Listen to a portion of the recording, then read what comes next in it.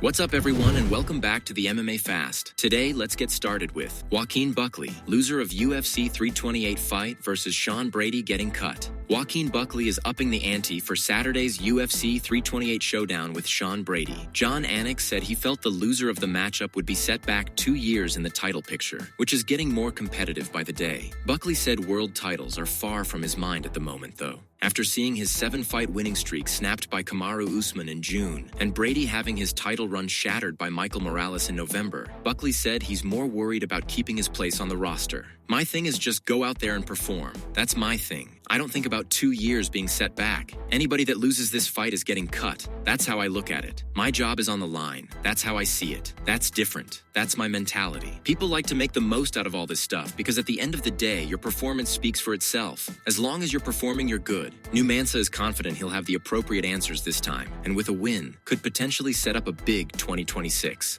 "I'm very excited and up for the challenge and up for the test and break that puzzle. My biggest goal is just to keep fighting. Once I get done with Sean Brady, I want another one. I'm going to have that name ready for everybody once I need to do what I need to go against Sean Brady."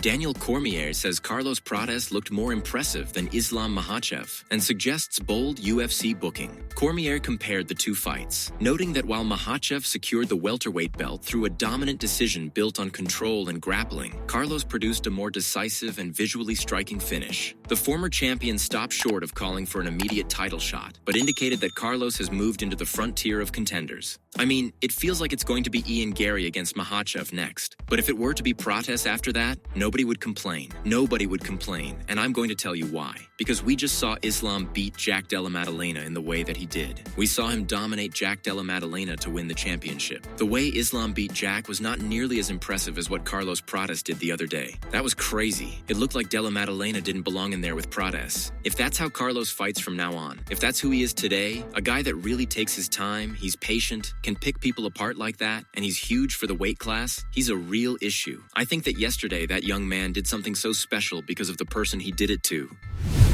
Sean Brady. Islam Makhachev will run through Ian Garry. Sean Brady does not see Islam Makhachev versus Ian Garry being a competitive championship fight if booked next for UFC welterweight gold. Islam coming up from lightweight really threw a wrench into everything. Then obviously him winning threw an even bigger wrench. The division is kind weird. Who is Morales going to fight next? It's a crazy division, but it's one of the best, and hopefully everything keeps moving. There's a lot of big fights coming up that will keep us moving. As far as who is going to win that fight, Islam is going to run through Ian. Simple as that. He's going to sub him, for sure. Brady is a proud Philadelphia resident, and it's the first since March 2019 that the Octagon has touched down in his hometown. Even if they weren't on the UFC 330 card, I don't care who is main evening that card, as long as I'm not injured or anything like that. I obviously, not looking past Buckley or May 9, I'm going to be on that card. It's my dream to fight in Philly on a stage as big as this, because who knows when they're going to come back again.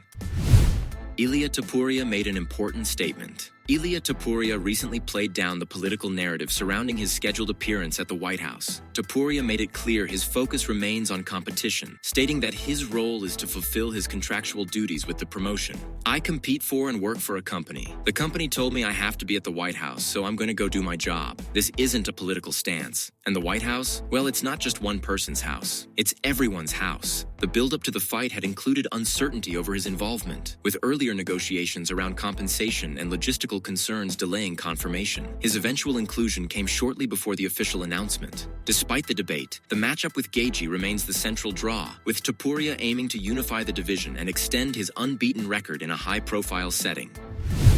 Tom Aspinall drops huge updates on next UFC fight and return date. Aspinall underwent several eye surgeries to fix the damage done, and there had been no talks of a comeback as he was nursing his health. "We are just en route back from the eye hospital, where today I had a scan and things are progressing nicely, which I'm happy about. They are saying pretty soon, I will be cleared for contact. I am back in the gym. I am back training. No sparring. Everyone keeps asking who I'm going to fight. The obvious answer is the other two guys, Alex and Cyril, are going to fight for the interim title and obviously have to fight the winner. The UFC have told me that I am fighting the winner." Before talks of a comeback fight, Aspinall reminded his fans that it was important to get back to 100%, something which he seems to be on track to achieve. "No specific month. I am waiting to get clearance, which is going to be coming soon, they have just told me. Any specific month depends on the UFC. Those are the two gotta fight each other. Let them do their thing first, recover from that, and when everybody's ready, we'll do it."